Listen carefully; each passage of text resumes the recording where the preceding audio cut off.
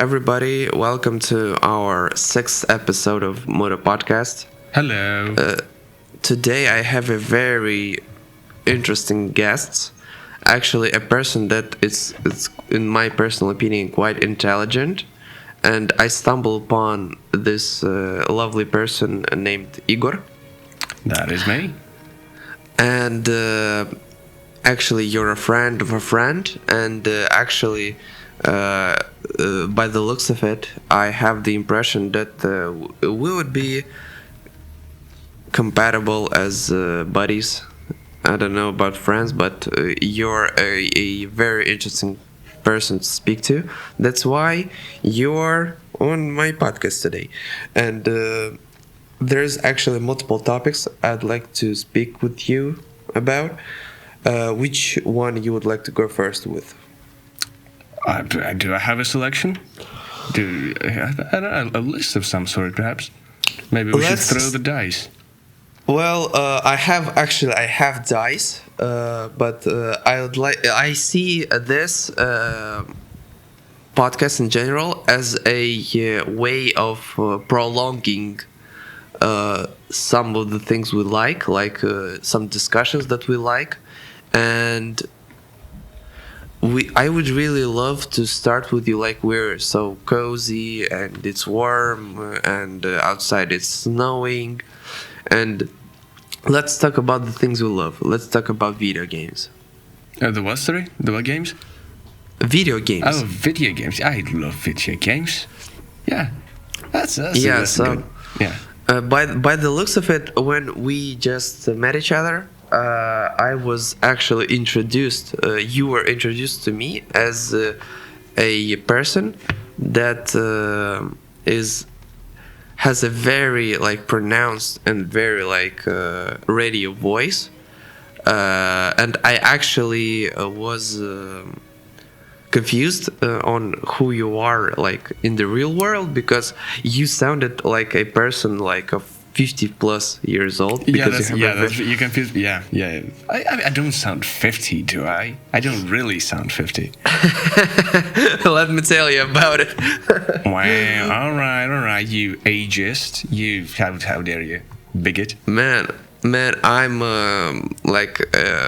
on multiple instances I was called old, and people are seeing me as a 35-year-old, with my beard. They are thinking that I'm a 35-year-old. I'm 23, god damn it. That's wild. I've seen you. You don't look 35. That's because you have known that I'm young and I'm around Niko's age. I guess I could have inferred that from the fact that you study at the university, but I didn't actually know that. I guess. Yeah. I mean, you don't know. I wouldn't say you look 35 now. Well, actually, I'm going today to a barber shop, and I'm going to have, I'd say, I don't know how it's called correctly, a makeover, and I think I'll get rid of the beard, and I was really do you hear me? Yes, I do. Yeah, so I was a little concerned about the fact that once I get rid of the beard and the mustache, instantly babyface, 16 years old, and no one would even consider selling cigarettes to me. Or alternatively, you would look even older, and just no one will recognize you at all. You'll become a different person. You could change names. Well, actually, I did it on multiple instances. I grew a beard, but due to the fact that I'd say I have a testosterone level that didn't allow me to have a very thick mustache being young, and actually it grew out about now. I'd say it's pretty fine as a mustache, but due to the fact that it didn't really grow, I just grew out my beard without mustaches in the past, and it was very. I'd say it. I looked like an Arab, basically. Interesting. All right. I guess I can picture that. Yeah. Yeah, so back to our topic. I am like feeling so cozy. I'm sitting in my onesie and we're speaking about the things we love. I was introduced to you because Nico said that you have somehow the resemblance to one of the characters of the Fallout universe, a radio host. Oh, you mean Ron Perlman? Holy shit, that's not. No, that's. I won't take that. I will not accept that. It's I know it may sound flattering to you, but actually when Nico said, you know the guy from Fallout that was the radio host, and I was, shut up, it cannot be him. And I was I was listening to you speaking, and your voice was very similar, like very similar. You have a professional tone to your voice that actually sounded very similar to the one from that character in Fallout, and that's how I was simultaneously introduced to the fact that you have a very pleasant voice and you love Fallout. Because you do. Because you do.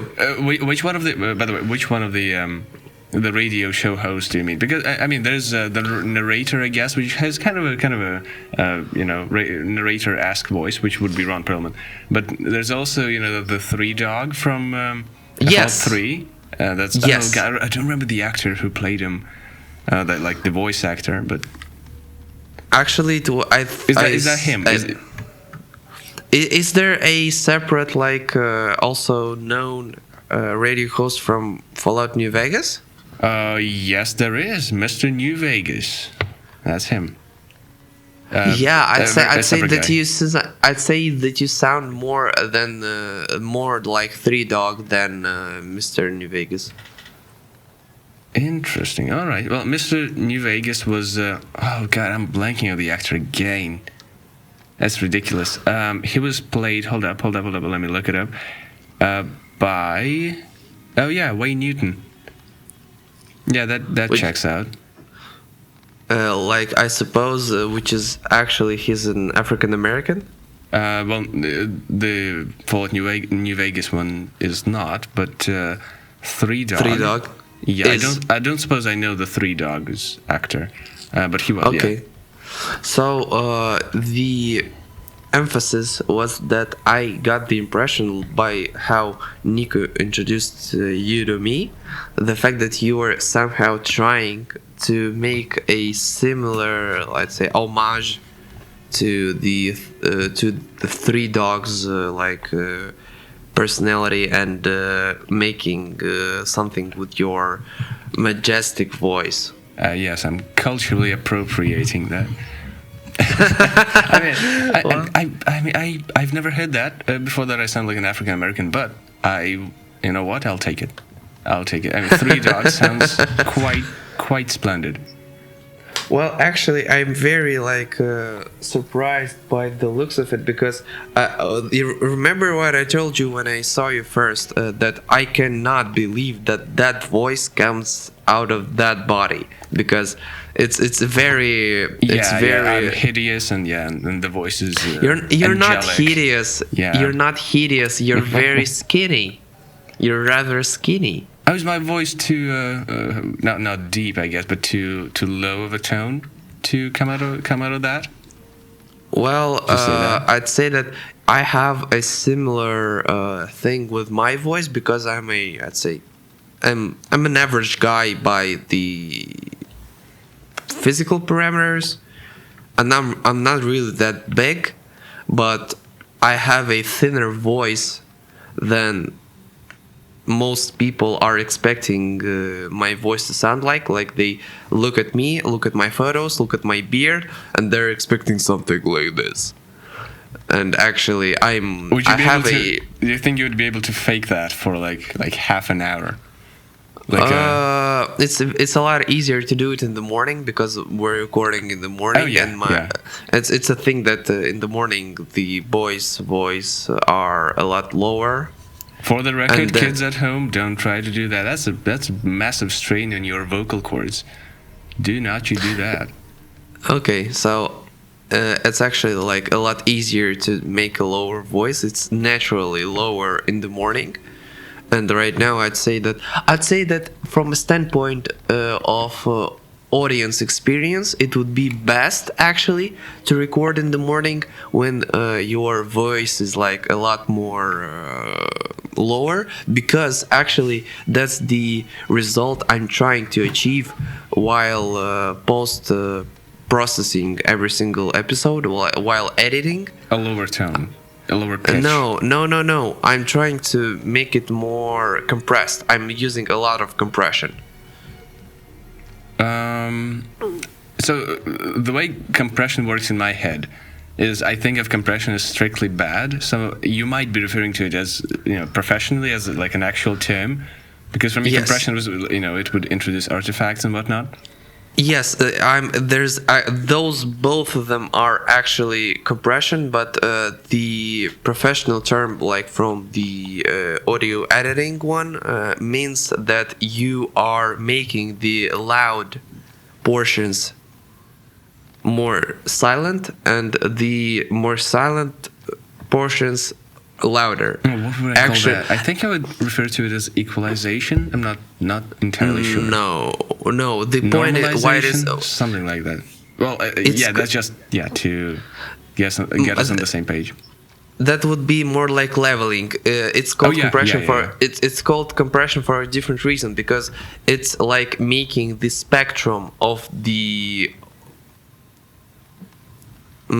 frequencies that are on the recording itself. It's making it more narrow. Mm-hmm. Yeah, like it's cutting the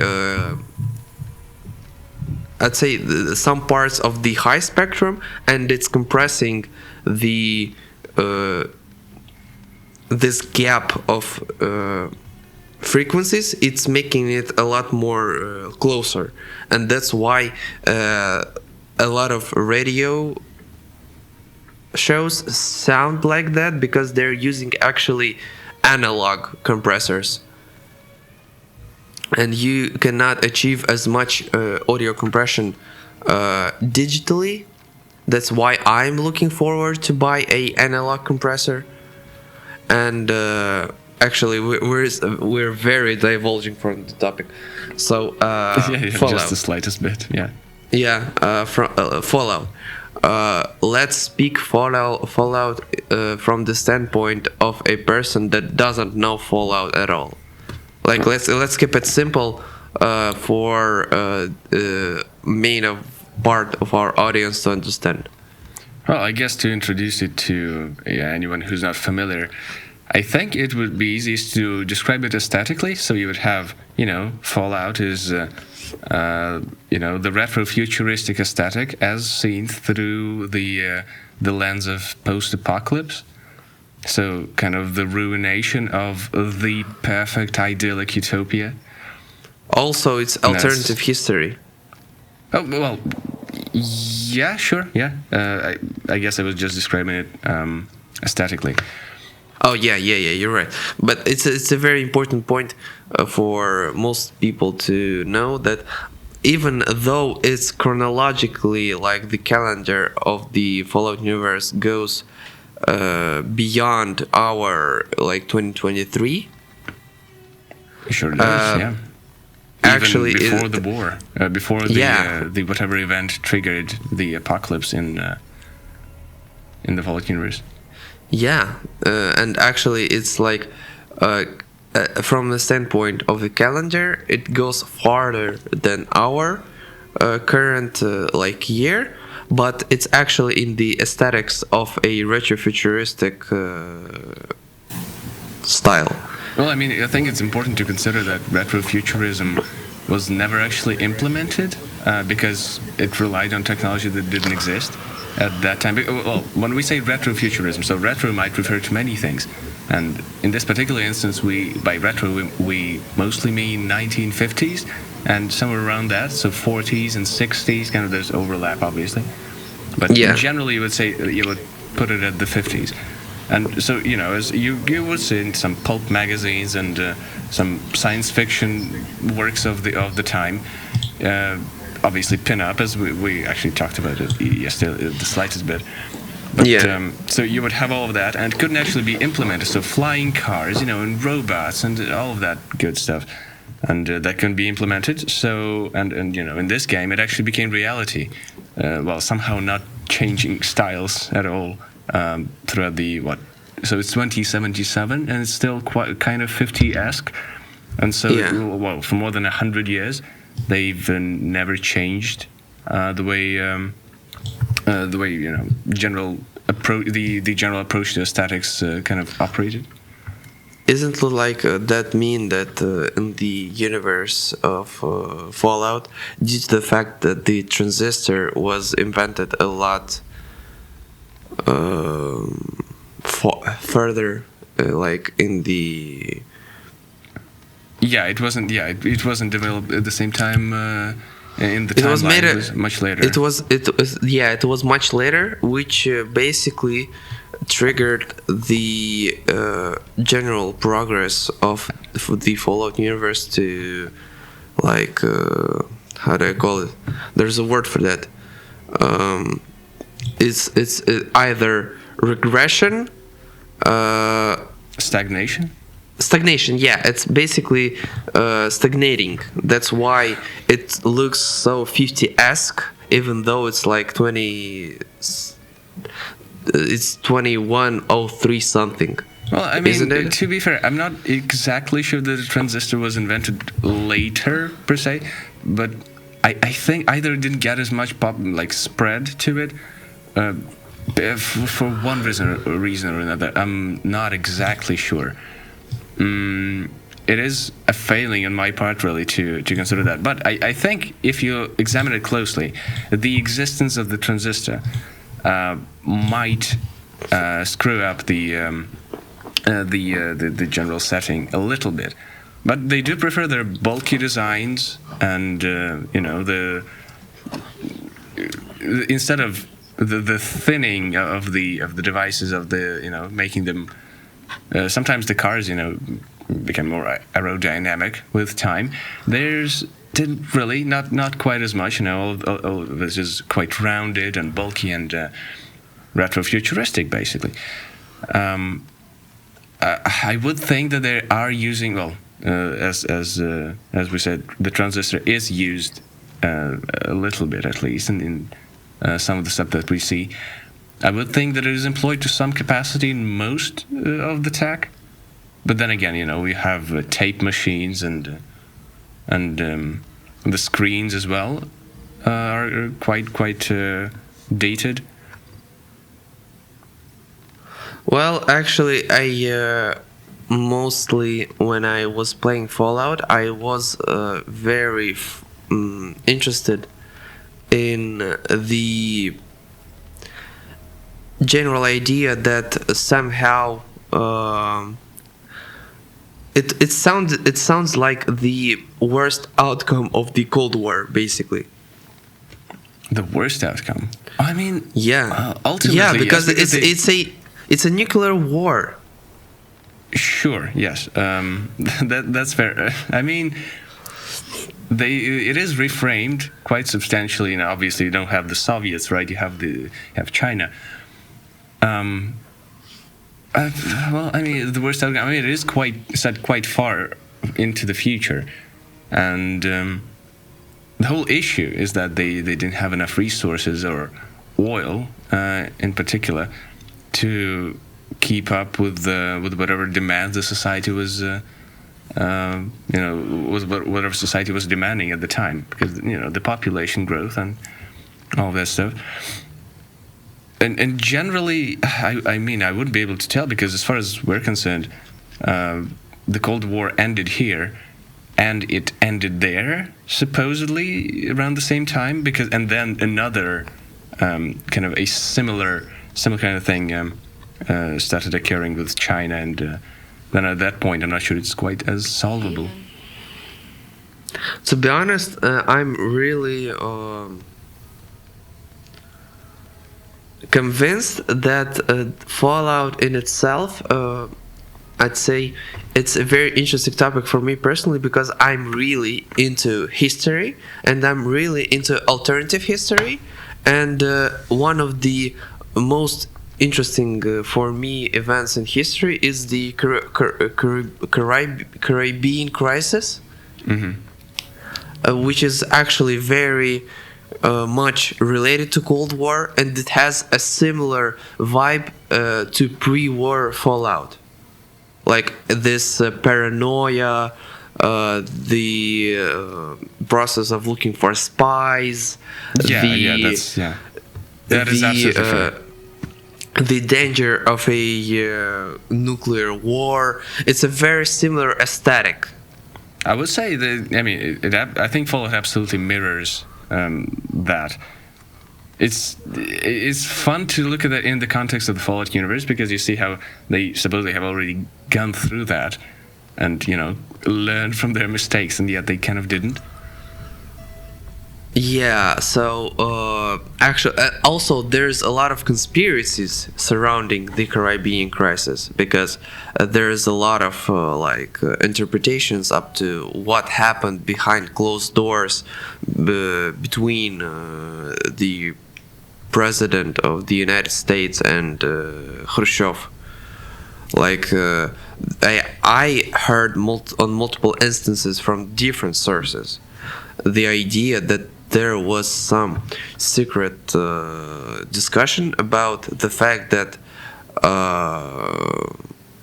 the American president was asking for Khrushchev to get the blame on him somehow, and Khrushchev accepted for some reason.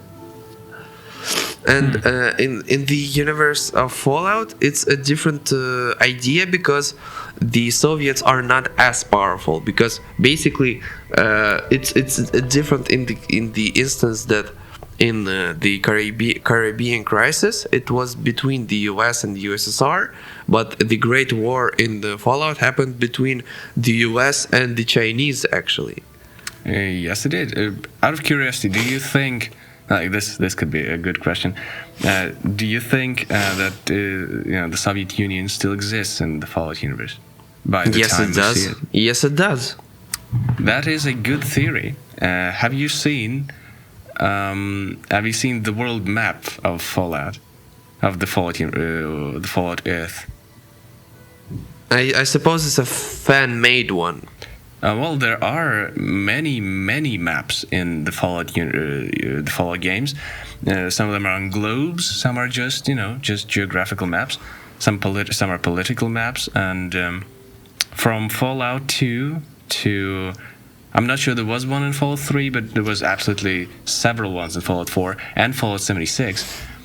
And all of them show basically, Russia and all the surrounding countries as being separate countries, as being separate entities. Well, and moreover, they show the Mediterranean Sea as non-existent, which I do think that's a fuck up, but who knows? Well, besides that, we see on multiple instances from beginning of Fallout 3 multiple instances, they're Chinese carabines, but they do have the Chinese assault rifle in Fallout 3. No, but also that was a Chinese submarine. Yeah, actually all the presence of the Soviet Union in Fallout, I'm trying to remember all of them, and actually I'm understanding right now that all of them were actually presences of the Chinese People Republic, CPR. Oh yeah, I mean, yes, China. By the time of 2077. China is absolutely the second largest nation in the world in terms of its nuclear power as well. Do I remember right that it was stated, like in the lore of the Fallout universe, that the European Union disassembled itself? Yeah. There was I forget the name, but yeah, the European Resource Wars, I think, something like that. Yeah. So there's a very recurring topic across different sci-fi universes. Would you consider Fallout to be sci-fi? It's sci-fi. It is absolutely sci-fi. So yeah, at the and very least, but Cyberpunk. it has some fantasy elements to it, like the Dunwich building and all of that kind of weirder, more cryptic stuff. But I think that's more like an artistic, an authorial flavor or flair to those specific quests. And I don't think that's a general trend. Yeah, it is sci-fi. That quest of, I don't remember the name. It was a ghoul that became a tree. The ghoul that became a tree is Harold, and he is from Fallout 1. Yes, but yeah, he's a recurring character because a person that was affected massively by radiation in the universe of Fallout is called the ghoul. They lose their skin and they actually can live a lot longer. And Harold, like being present from the first ever Fallout game, like you have the option to kill him in the Fallout New Vegas or 3, I don't remember. Fallout 3 is, yes, that's the final, the last we see of Harold. And fun fact though, he is not your typical ghoul. He is a ghoul that is also affected by the FEV, and he actually is directly related to the creation of the Master in Fallout 1, who is the main villain, the main antagonist. Yeah, you're right. So besides, that quest gave me the most powerful fantasy vibes out of all of Fallout, because besides that, it's very, I'd say, grumpy and I'd say coldly aggressive, like the Cold War itself. It actually has that vigilance of the Cold War, just applied to a very dangerous surrounding of a nuclear wasteland after a nuclear war. It's very like dangerous, like slave traders, a lot of raiders. Like I'd say the amount of raiders killed in a single like Fallout playthrough isn't like rational at all, because it's quite like ridiculous. Yeah, it's a quite big amount of people actually dead, and that you will have to kill because you cannot interact peacefully with them. They're constantly aggressive towards everyone. Sorry, and like not to backtrack, just before you move on to the politics, I guess, of the post-apocalyptic era. How did you relate Cold War to Harold there? Because I was thinking what the theme was. I wouldn't actually relate him. It's a response of mine to your idea that somehow Fallout has some fantasy vibes to it. Oh yeah, and, yeah, that makes sense. And Harold, as a entity that lived for a very long time, became a living tree and had a cult created around him as a tree, gave me very powerful fantasy vibes. I mean, I guess the most actually disappointing part of that was that you could have several outcomes of his quest, I think, and one of them could be that you kind of allow him to spread beyond the canyon, or like the little mountain range that he's contained within. And the idea is that the growth and all of the I don't know, even grass, I guess, and just vegetation in general, could spread to the entire wasteland by virtue of Harold just existing there. It would keep Harold in eternal kind of in agony, basically, for the for millennia, possibly.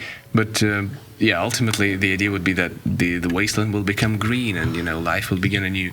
And the disappointing part of that was that nothing actually changes in Fallout 3. Like, you don't see the effects of it. There are mods that improve that, but it doesn't actually change in the base game. That was kind of shit. So there's the Gek. So basically, he's like a living Gek, basically. In a way, yeah, you could say that. Yeah, because I was looking up the name of that term because the Garden of Eden creation kit.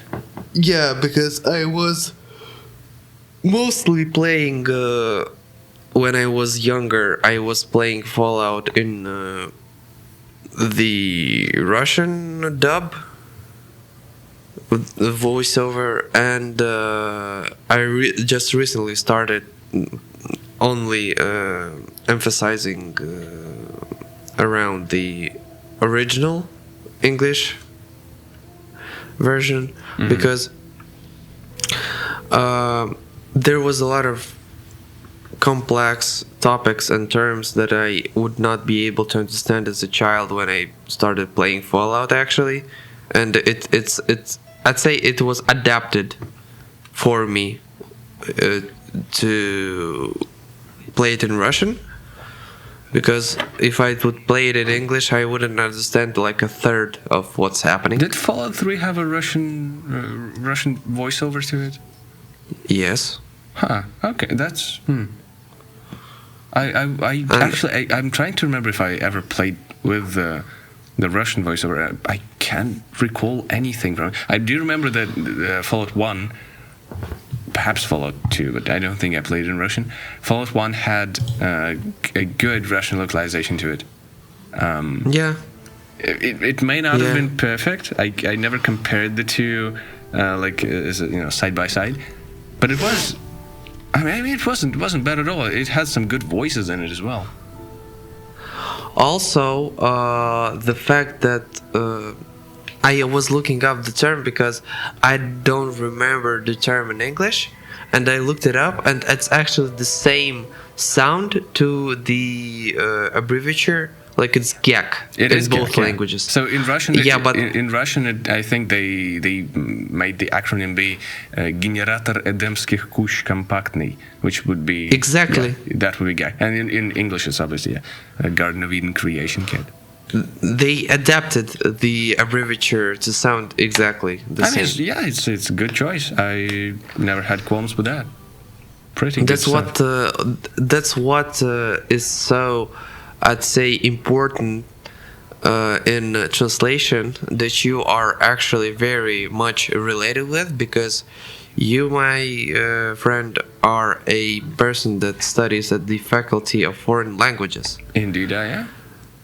And you are a person with very good skills in translation. Hopefully. And I came up with a topic that I would like to touch right now, is the fact that it's very important for the translators to love the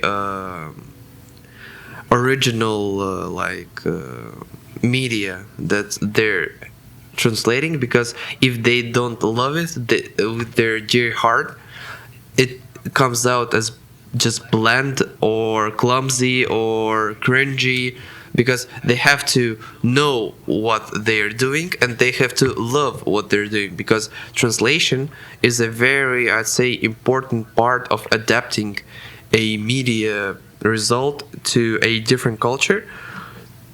That's why I think that, for example, let's say, give an example of a bad adaptation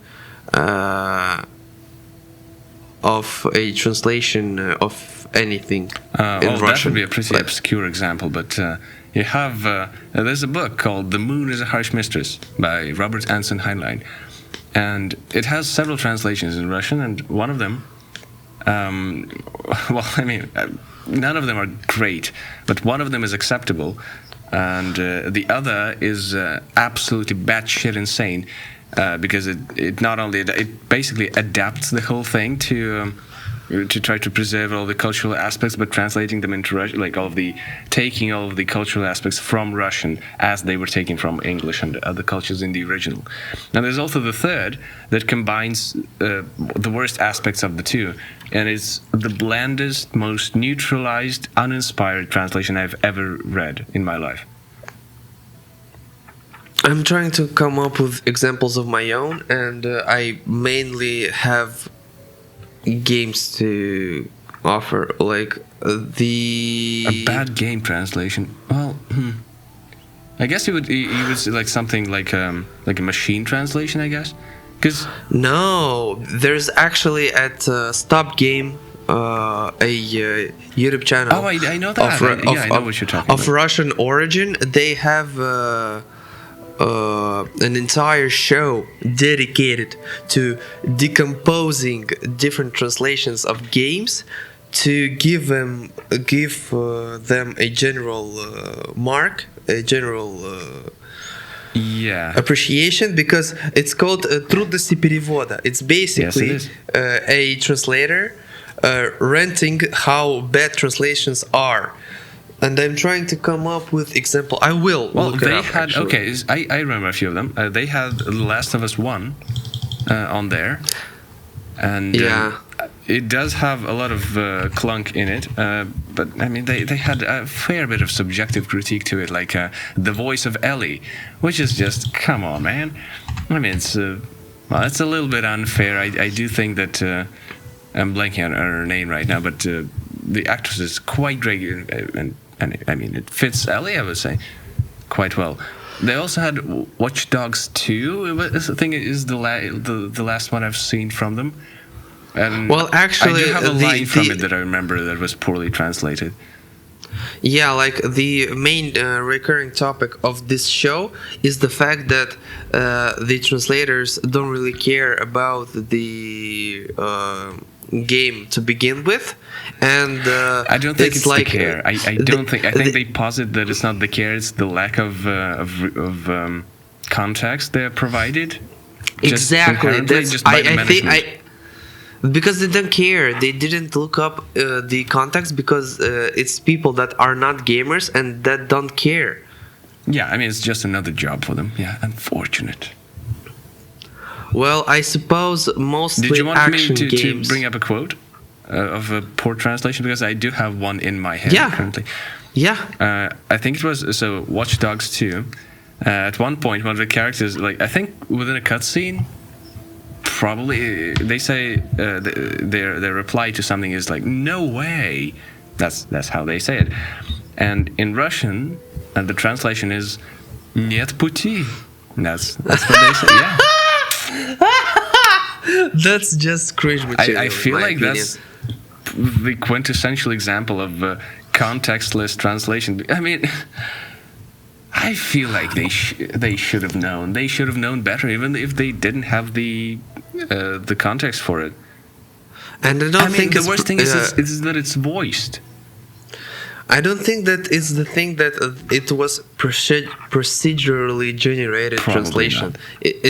It was purely made translation made by a person, I think. I mean, come on, give some credit to the machine translation. They probably would have done better than that. Yes, Sidoji. You don't know this meme? No. It's an entire collection actually of memes of very poorly made automated translations of the GTA San Andreas made by Prompt. Oh yes, I do recall that, like the original pirated translations of it. Yeah, and it became like legendary in itself because it was so bad it was good, like Sidoji, Охлади траханье. Yeah, that's It was legendary in itself, but it's an example of the opposite thing, that it's so cringy, it's enjoyable.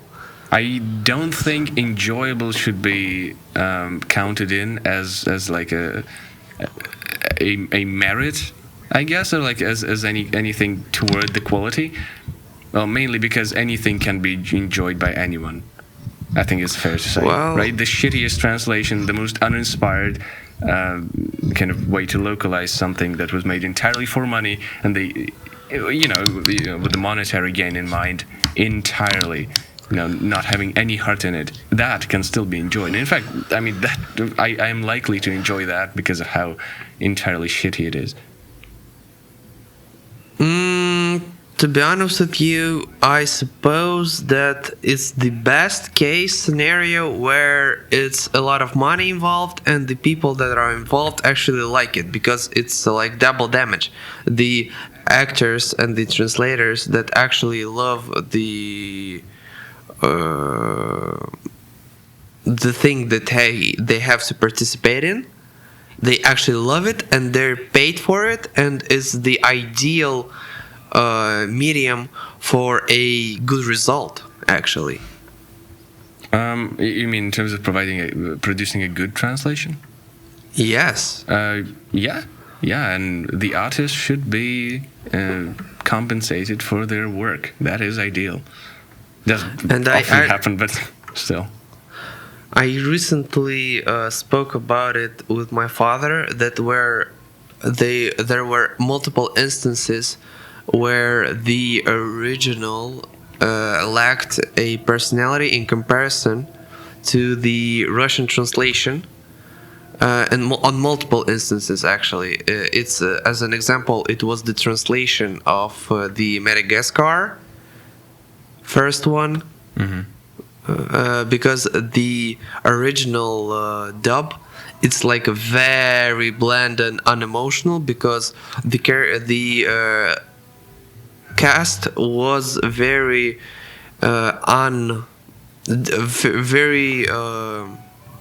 not caring, because the producers and the directors were very uninspiring, and the result was uninspiring by itself. Like, it was very bland intonations of trying to sound interested, but it sounds fake. And on the other hand, the best ever translation of a cartoon that I ever saw, which is the Russian translation of the Madagascar. Like, have you watched it in Russian? I believe I've only watched it in Russian. Exactly. And if you would ever try to do the awful thing to watch it in the original, you will be surprised how badly it's done. It's very uninspired. That sounds insane. And really? Yes, it's like barely cringe material. Wow. Like, yeah. And there's a similar topic with Shrek. Was Shrek bad, you think, in the original? Because Mike Myers, I don't know who fucking approved Mike Myers to use a Scottish accent for a character that is going to be like... I suppose they didn't know it's gonna get so popular, but it's a ridiculous choice to choose such a unintelligible accent for a character of such a big cartoon that became so big. Wow, that's a hot take, isn't it? Yeah, because it's ridiculous. I am trying to listen to the original dub of Mike Myers made for Shrek, and I cannot understand like 2/3 of what he's saying. I mean, is he Scottish? Is he? No, he was putting on an accent. He's just British, like the Austin Powers actor, Mike Myers. Yes. And he was the main character of he was the main cast member of Shrek. He was Shrek himself, and it's ridiculous how they chose to put on an accent. Okay, I get it. I get their idea that Shrek is supposed to be a person out of the wild that doesn't really interact with people. Oh, yeah, good old Scottish come people. on. Yeah, but come on. It's absurd in my opinion. And on the other side,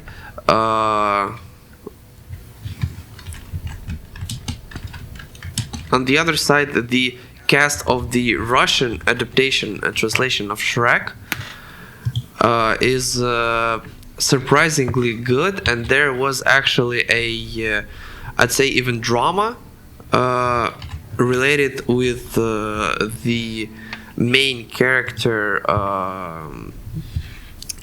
that they chose a voice actor, Alexei Kolgan, that was not approved by the American team. Like he made a couple of recordings and they sent them, and they said no, he's not fitting our character. And the producer of the dub, it was a woman, like a pretty old woman of Soviet origin, that was very loyal to their actors. And she said, I told these Americans that if they don't accept you as the main voice actor, I'm not even going to do anything for them in the first place. And like at that moment, Americans listened, they thought, and they said, yeah, okay. Because she was like, she got into a pose and said, no, if you're not accepting my conditions, you're not getting anything. Well, I mean, from what I hear, and I wouldn't say I have a take on it actually, on Shrek in general, on the voice acting there. But from what I hear, right, Shrek is obviously beloved on the West. I mean, here as well, in the West, sorry. I mean, I feel like everyone loves Mike Myers. Isn't that like the common thing? I mean, I don't think it's terribly unintelligible, right? If I mean, I didn't find it unintelligible myself, I don't think.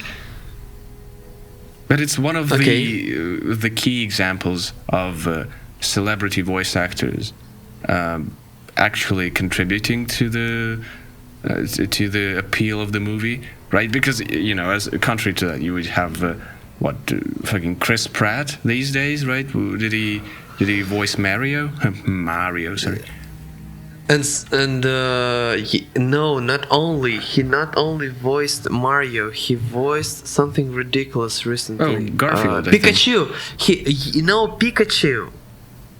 And Garfield. I think I could have sworn that he also voices Garfield. For some fucking reason, they chose like a 35-year-old bearded guy, buff guy. Hey, he can shave. That's fine. To voice Pikachu. Well, it's just fishing for the name. They're just I mean, the worst thing about it isn't that it's a celebrity, right? That's fine. I mean, I don't care if you're a celebrity and you're voicing something, but I mean, at least be like put a spin on it. Put like play the character. Don't play yourself. Like you would have Patterson, right? Playing the seagull in the new Studio Ghibli thing. Yeah. To be honest with you, I've seen the trailers with that. That's quite impressive, really. To be honest with you, in my humble opinion, the best voice actor ever in anything was Matthew Perry, the one that recently passed away, that voiced Benny in Fallout New Vegas. In my opinion, that's the best voice actor performance ever, in my opinion. Ooh, I have one of my own. So the one I would put at the very top would be Mike Goodman. Sorry, was it? I think it was Goodman. Well, in Disco Elysium, the intro of it was it. Sorry, Mike Goodman. Let me double check. Disco Elysium. Yes, Mikey Goodman. That was him. So you might be familiar with it because it's very deep, very raspy, but the inflections of it are absolutely splendid. I am often just kind of listening to the intro of Disco Elysium because of how good it is and how varied it is in general. I'll keep the list. I'll keep the list going on my personal I will examples. send it to you later. Yeah. You must listen to it. So the next good voice actor performance that I consider like would be my top two would be Nico Bellic from GTA 4, because you don't even know how far that voice of the voice actor goes from his real one. His name is Michael Hollick, and he's actually putting in a lot of effort to make that voice. His name sounds like a pun.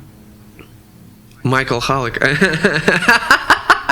Yeah, it sounds like a pun. Is that a pseudonym or is that a real name? It's a real name. Damn, that's wow. All right, that's quite. He's actually an Curious. American actor, and he did I don't know if it was a one-time thing that he did. He became a voice actor for GTA 4. Rockstar have a reoccurring I'd say approach. They always choose mostly not widely known people for their characters, because I suppose there was some drama related to how badly their experience with the Ray Liotta for GTA Vice City was. Yeah, that's what I And hear. Yeah, they became very disappointed by how they have to treat these big actor names, and how they're treated in response. It's just not worth it, right? Because GTA Vice City was the last big Rockstar product that had a lot of big names, a lot of them. Like you can look up the behind the scenes of GTA Vice City, and it's ridiculous how many big names they got in. And I suppose they were very much disappointed by their experience on their end. Not only that, I suppose it was basically GTA Vice City was like a overinflated DLC for GTA 3. And I suppose Rockstar was disappointed on how much budget they had to use for the voice actors. It being only a overinflated DLC for GTA 3. And from that point on, they have a recurring thing that they're like going through a lot of candidates, and in the end choosing the ones that are really good but not widely known, and not really like filling them in on what they're going to participate in order to keep them humble or their pay manageable. Because I know that was a similar thing that they did with a Russian actor called Mashkov. Mm-hmm. So in this so in the actually they proposed him to be the voice actor for Nico Bellic, but he refused because they were not filling him in. They tried to keep it on the low and not let him know what he's participating in. No, that's... And after that, he knew like this game did $100 million in their first weekend. And I could have participated in it. Like, he doesn't care at all.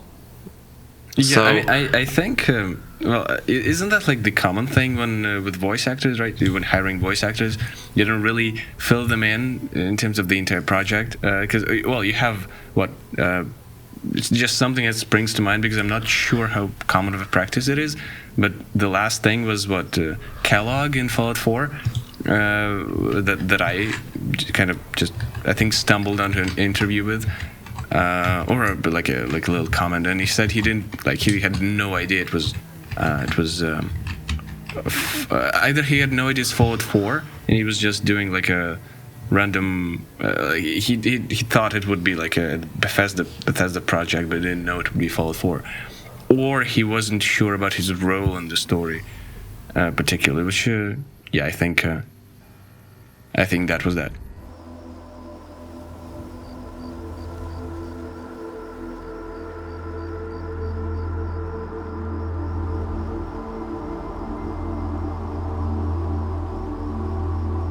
On the topic of translations, you as a person that is able to speak multiple languages, I stumbled upon a special personality trait that I wasn't really understanding when I just met you, is the fact that you are a Russian speaker, I am a Russian speaker, but you rather prefer speaking English to me. Well, why is that? Yeah, well, I think mainly right off the bat, what we have here, we have Nick, right, who is a Romanian speaker, and as such, we naturally would want to communicate all in the same language, and I mean, English seems like just the right kind of tool for that. I think if we just met in a casual setting and we didn't have the precondition any particular need to speak English, I think we would probably be speaking Russian. As much as I would prefer English, I wouldn't attempt to enforce that or impose that on you. You're not enforcing anything. I, on multiple instances, am speaking a lot more English with Nick than Romanian, because Romanian is very normal for us, and that's why it's boring. We're using English to make things interesting, and in your case, I suppose you are also bored by Russian. That is actually not the case, no. I'm not bored by Russian. I am infuriated by it in many of its instances. I find Russian a much less convenient language to be communicated in because of the sheer amount of complexity of it. Well, I mean, it's not the issue of keeping track of it, which I suppose that could factor into it. I mean, I wouldn't want to give myself too much credit there. I am not in any way perfect in speaking with my Russian. That said, the way my thoughts come out of my mouth and the way they're formulated, kind of put into words, Russian isn't terribly conducive to that. So because you have what do you call them, cases, I guess, in Russian, and words have so many different forms to them that codepend on each other. What you have there is, if you change a thought mid-sentence, you have to restructure the whole thing. Whereas in English, for instance, you would not need to do that because words mostly stay the same, even though not entirely, but still, it's a much better degree of freedom as opposed to Russian. Also, the fact that any person that would like to say that Russian is not difficult would be wrong, because I see your logic. Like, basically, you're saying, let's suppose that your brain is a task manager in Windows, and you just see that Russian is taking up more resources, more memory, more processor resources, and English is just more efficient. Takes less resources, and it's easier, and it's a lot more. I'd say universally understandable, because the probability that you will be understood if you speak English in most of the world, the probability is bigger than if you speak Russian. Not, I wouldn't agree to all of that. Let me rephrase it a little bit. Russian appears to be much less flexible than English. So, as I said, if you wish to say something and then you change your thought mid-sentence, or the particular way you wanted to phrase it, if you change it mid-sentence, you can still figure out a way to continue with your sentence in English and change it on the fly. Whereas in Russian, you have to start from the beginning oftentimes. Russian does take up more of your RAM, quote unquote. You know, the proverbial RAM, I guess. It does take up more resources because, well, it's a more difficult language, I think, categorically. Well, because, well, you have you have the same words, just with a different flavor, but also have all the forms of words which just don't exist in English. You don't have to memorize quite as much. Disregarding tenses and stuff like that. But it might be more resource intensive. It doesn't quite show itself in that way to me. Like I'm not experiencing it as a terribly more difficult language than English, mainly because it's my native tongue. So hopefully my brain is biased, I suppose, to it, because it's growing up I spoke Russian mostly. Also, there's a thing that I noticed on multiple instances. Once I change the language, when I speak a different language, in different languages, my voice sounds a lot different. It's a lot. It's more bassy. For example, in English, when I speak English, my voice is more on a few pitches up. And when I speak Romanian, it's the highest pitch. But when I speak Russian, it's the lowest pitch possible. Wait, I don't know is why. Romanian your native language? I'd say I'm native to Russian and Romanian simultaneously, because basically I am from a family where it's speaking Russian. But that's what I would have thought. Yeah. I was living with my aunt that was my teacher in the primary school that was speaking exclusively Romanian. It was even a little absurd. That's why I like both these languages, because I was learning in school, kindergarten, multiple lyceums, and university in Romanian. But I speak informally at home only in Russian. So I'd say that I live in two worlds.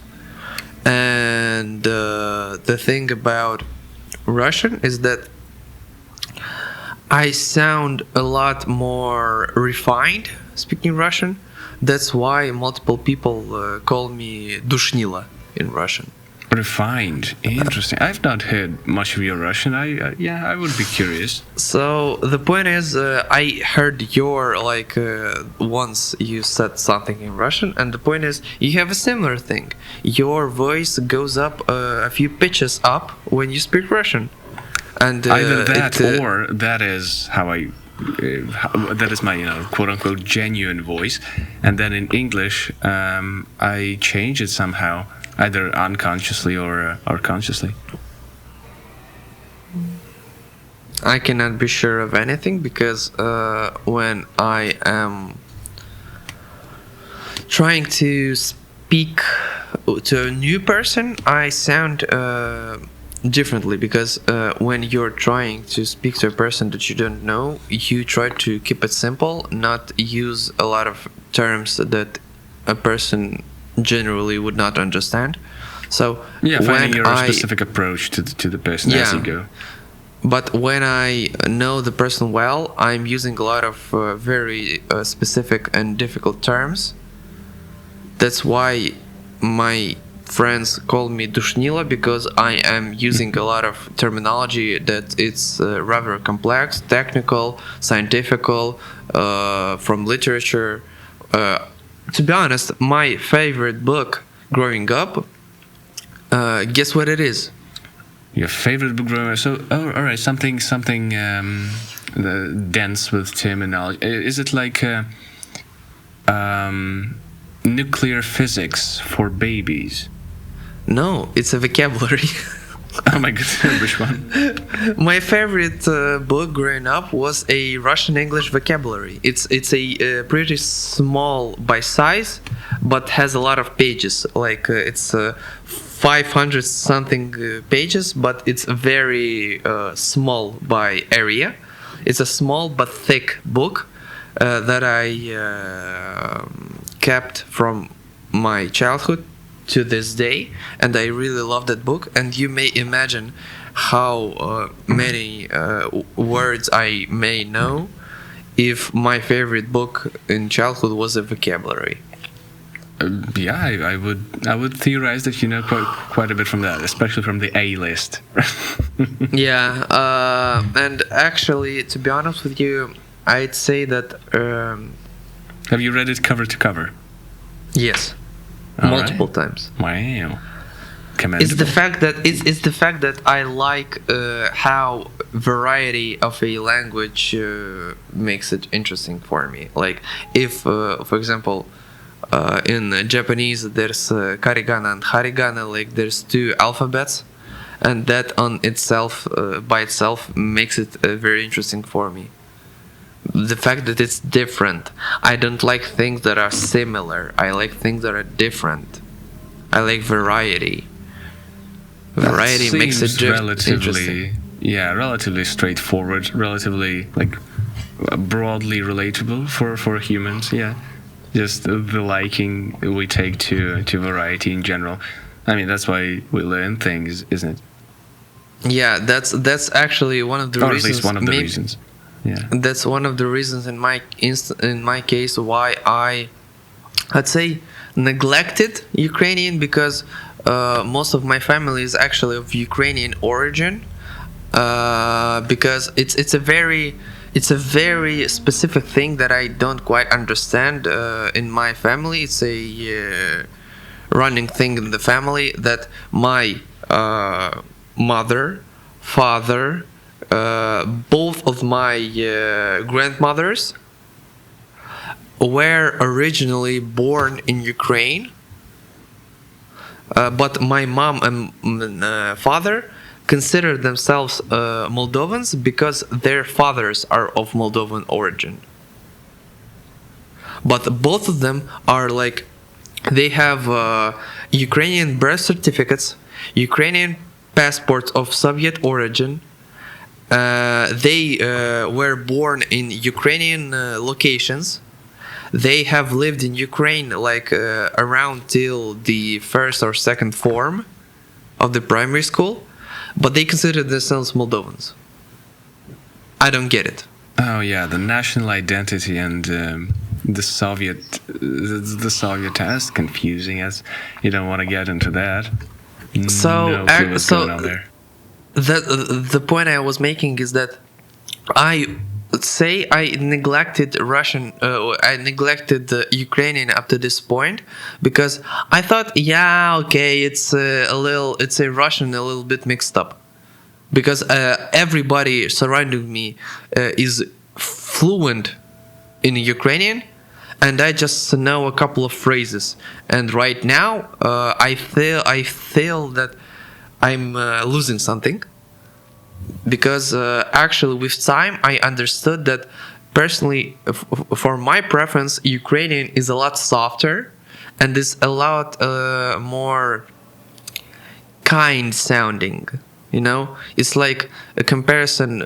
For me personally, Russian sounds like German. It's like very rigid and very like imperative. But Ukrainian on the other side sounds like Italian to me. It sounds very like liquid and very soft and very gentle. I'd say very gentle. I have a favorite poster in Ukrainian, which just cracks me up every time. Shorts. Yes, that is the one. It's The Thing. Yeah, John Carpenter's It's a meme. Thing. It's a meme. It's a meme. Yeah. It is a meme, I guess, but it's also the real translation. I'm pretty sure. So it's, I don't know. Yeah, so Romanian generally. Oh, sorry, not Romanian. Ukrainian. It evokes a kind of comedic response from me. Well, mainly because I don't speak it, but to my personal ear, it is funny to hear it. Okay, it sounds funny to you that. I mean, obviously it is it's, if I knew it, I probably wouldn't think that. But as just aesthetically, the way it sounds to my ear, it does sound like a permutation of Russian, which is not obviously, but it does sound like that. The same way like Polish kind of, as any Slavic language really would sound that way, sort of. But I find out of the Slavic languages, Ukrainian to be the quote-unquote funniest one. I mean, it's just really pleasant to listen to. You would say, I don't know, take any movie, you would listening to it, and it almost makes it comedic to my ear, at least. Okay. Because that's exactly. I think my perception of it is just mainly memes. That's. That is the issue, yeah. Because I don't speak it. I wouldn't say it's an issue. I wouldn't say it's an issue because Ukrainian by itself, because actually you are pretty on point about the fact that it sounds funny. Because in general, like before the beginning of the war, I'd say that Ukrainians and Ukraine in general was the most lighthearted country in the world, in my opinion, because I knew not one aggressive person of Ukrainian origin, not one. Even fucking Klitschko, which is a worldwide known champion of boxing in multiple divisions. He looks lighthearted. He looks kind. Well, I mean, he's a boxer. He's a boxer, but he looks kind. Well, that's fair. That's just the general impression you get, I guess. Yeah, that's a running thing in all of Ukrainians. I never heard even arguing between my relatives in Ukrainian sounds like it's a bit of a like a playful conflict. It doesn't even sound genuinely fearsome to me. I think to someone who doesn't speak Ukrainian, it's probably easy to assume that because, just by happenstance, you have a lot of Ukrainian words that kind of reminiscent of Russian words that are entirely unrelated, and you have those little not board games but just party games, I guess, where you have cards or flashcards with Ukrainian words, and you try to decipher what it might mean in Russian. And oftentimes they pick the most comedic in Russian. I mean, to the Russian ear, the most comedic sounding words, and it's just I don't know. It's a whole lot of fun, and I am entirely sure that Ukrainian may very well be. As any other language, it may present itself as a series, within a narrative, and as comedic and as neutral, and all that good stuff. But I mean, it's just I think it's good to derive some kind of aesthetic, comedic value out of it, or just aesthetic value in general. I'd say that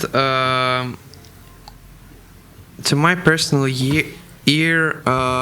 Ukrainian just sounds very lovely and lighthearted and very gentle. Sure. Because I was very much impressed by a certain song in Ukrainian by Okean Elzy, which is called Obimi Mene.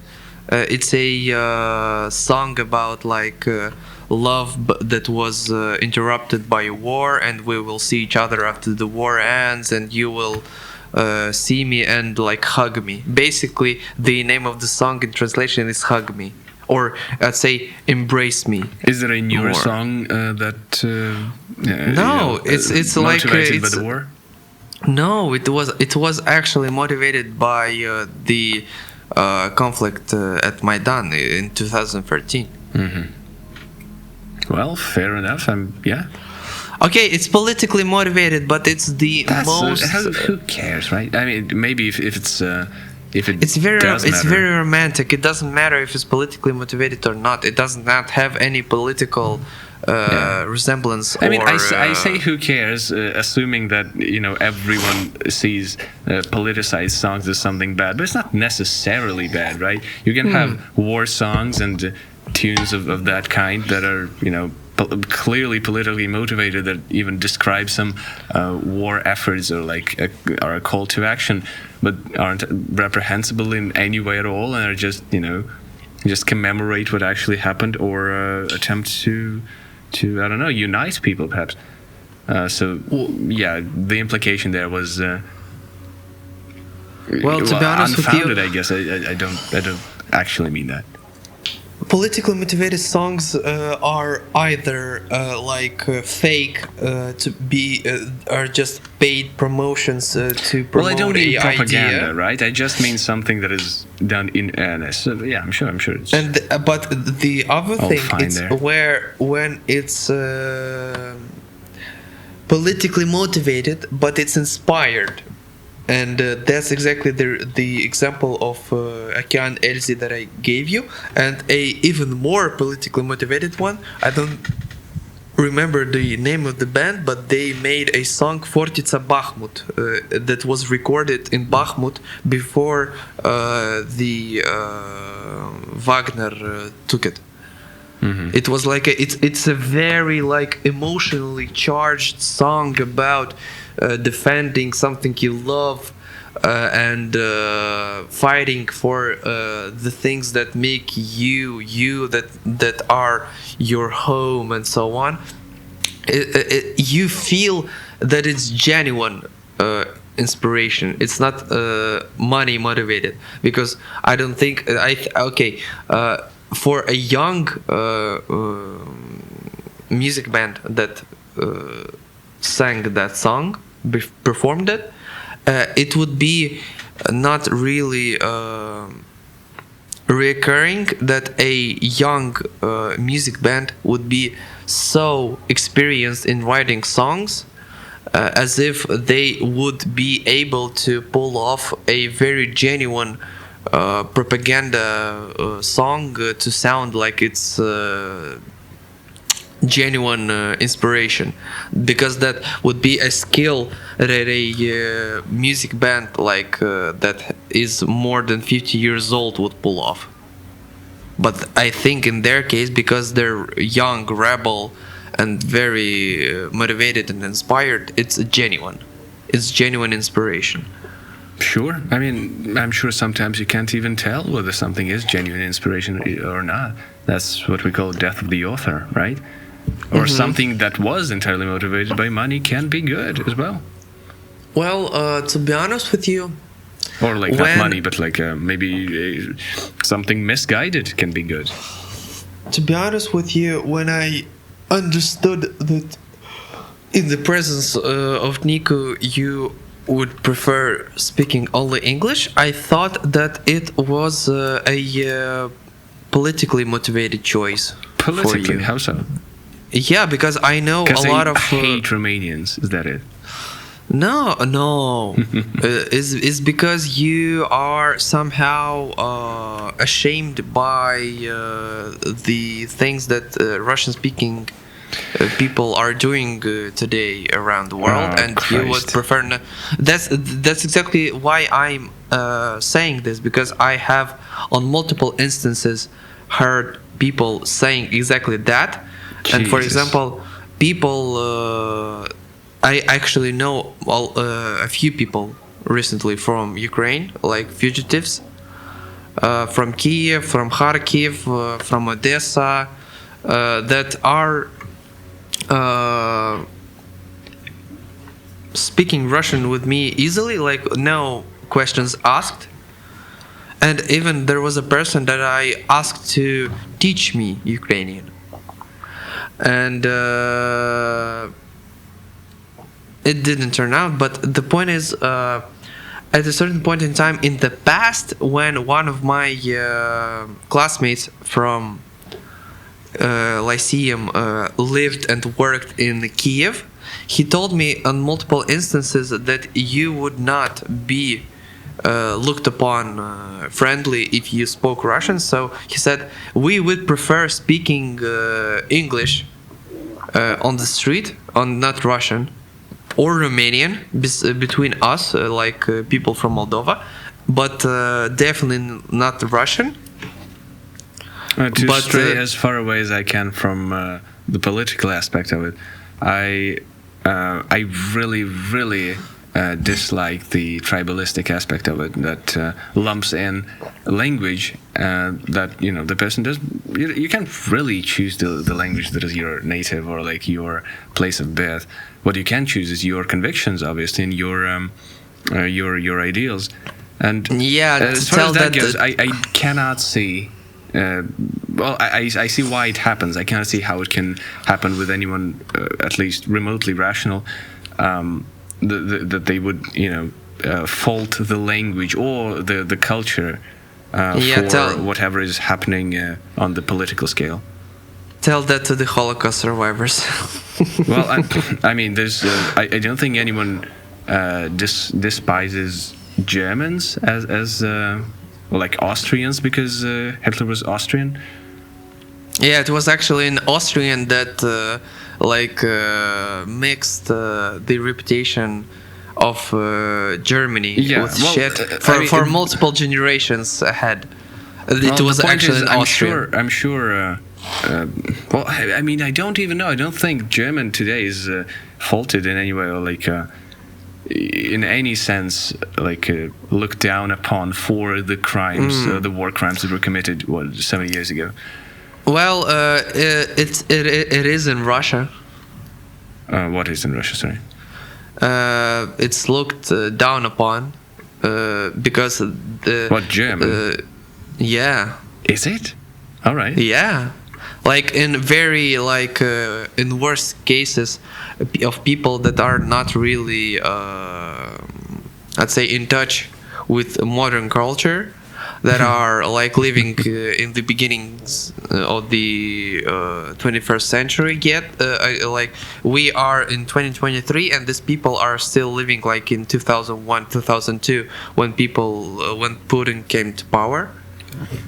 Like they're still living there as a mind space. Well, I mean, that's I'm sure there are people who don't quite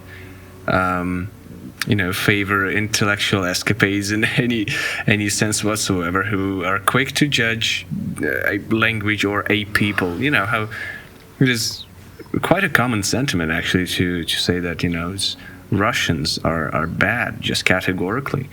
Which is come on, man, come on. I don't agree with that because I wouldn't expect you would be. You cannot imply that something is inherently bad if it's somehow related. For example, let's say there was a similar thing, for example, related to China, that it was a very big issue that everything related to made in China was inherently bad. And right now Xiaomi and other big brands are making a lot of good reputation for the Chinese productions. Yeah. Because well, I mean, that's because of the phrase Chinese knockoff, right? That's very well used, and it was used for a long time.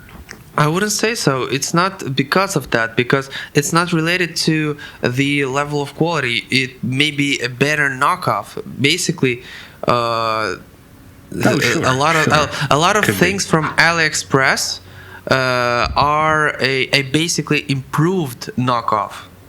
For example, there's a company that makes cases for iPhones that are really like protected, like it's a triple layered case that you put your phone in a silicon like glove. You put a glass on top of it, like a separate glass that covers your phone glass, and on top of that, from two sides, you put a metal frame that is being screwed down with like 6 screws, and that's called Lunatic Pro. And I was using for multiple years a Chinese knockoff of it. Sponsoring this video. No, that I used and I'm going also to Raid use. Shadow Legends. Yeah. So it's a brand. It's a Chinese knockoff of Lunatic called Love May, and I was using it unironically for multiple years because it's good.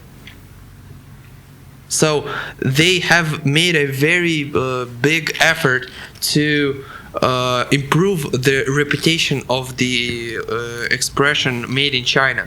So right now it's not looked down upon. It's looked as a more efficient, less expensive, more because affordable. of the cost of labor, right?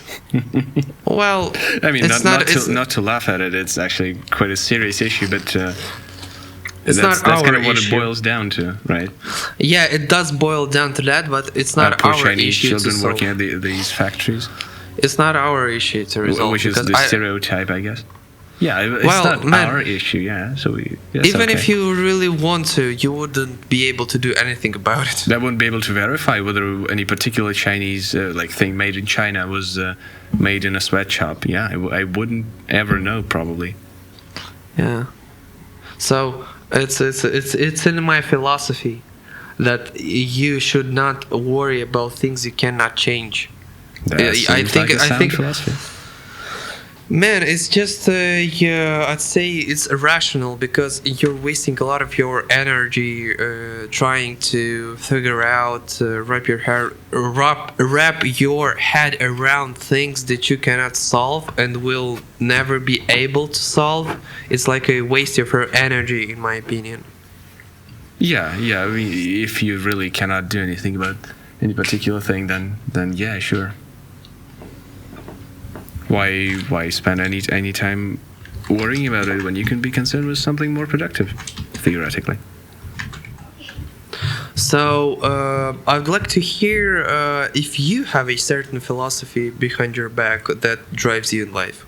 I do have a whole lot of certain specific philosophy. What exactly are you talking about? Is it like the motivator thing, or? Do you know? I sent you the thumbnail of our episodes. Do you see what's in the middle of it?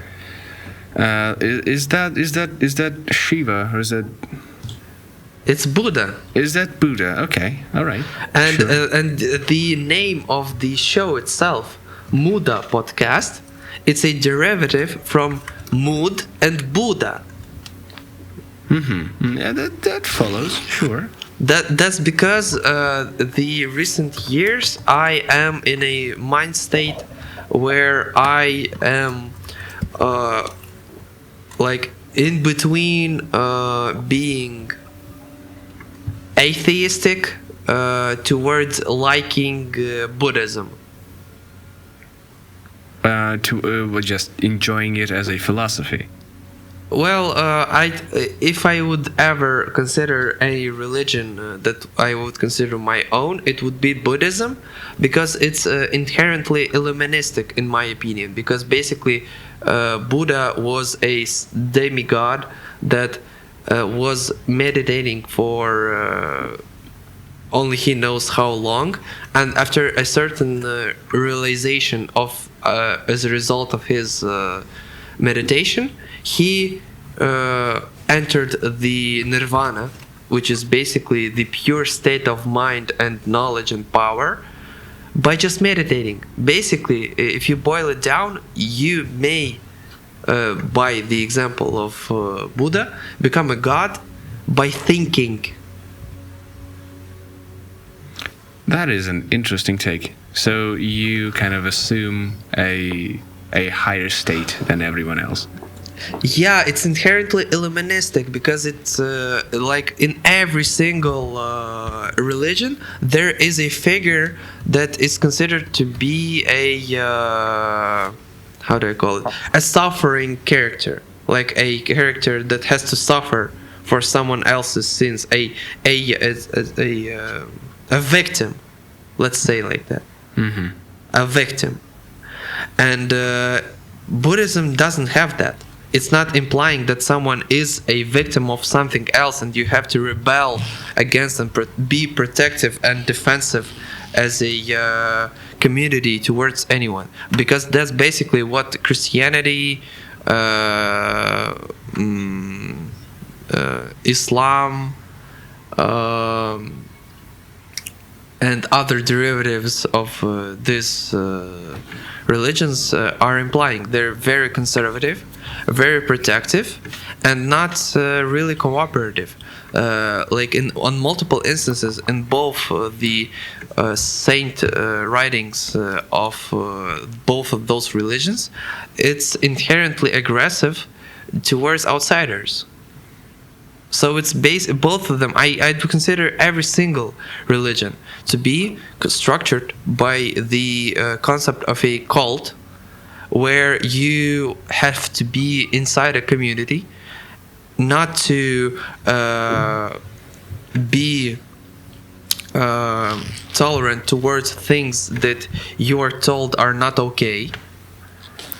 And Buddhism isn't inherently conservative.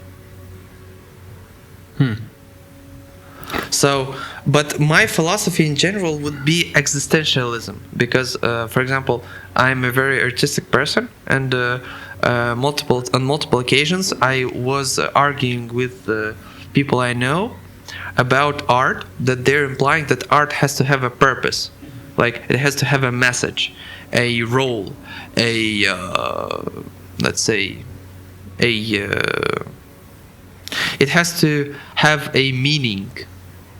But in my worldview, art in itself, it's the meaning of its existence. It's existentialist. Oh, then you agree with them, right? That art has to have a meaning, and it does? No, it does not. It's not supposed to have a meaning by like pleasing someone. It has it's the meaning of art itself. It's art itself as existence. It's the right. So it does have a meaning. It doesn't have to please anyone's emphasis of a meaning. It's inherently independent. Well, I don't think they would agree with that anyways, right? If you push them on it, like they would have to concede that art that they don't like the meaning of is still art, right? So, well, I mean, if you don't like the message of a work, it doesn't mean it's not artistic. To be honest with you, I'm just a enjoyer of any form of art. That's why I don't have to look for a meaning. I'm just enjoying the experience itself. But if it has a meaning, that's a whole different discussion. Because, for example, in music, in lyrics, to be certain, I don't really like it when there is a lack of meaning or of substance in a song that sounds okay, but it has a lack of substance. That's why I prefer oxymoron, which is, on the other part, it's overly full of meaning and content and substance. It's overly full with substance. I guess you would have to.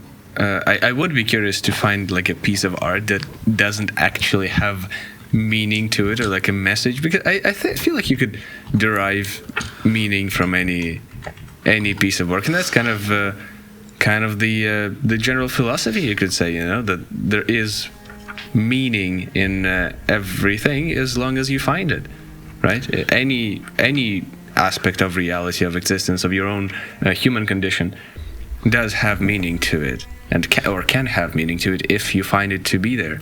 And if you don't find it, and you don't like that you don't find it, you could theoretically look closer, because as long as a thing exists, there can be a purpose to it.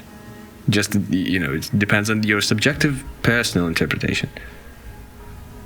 Do you have a more, let's say, personal philosophy that, like, do you have in mind any mindset of a philosophy that drives you? Well, fortunately, from what I have come to know, I really dislike attributing any particular philosophers or philosophy schools or schools of philosophy, I guess, to my worldview, because I never found any one of them being particularly comprehensive.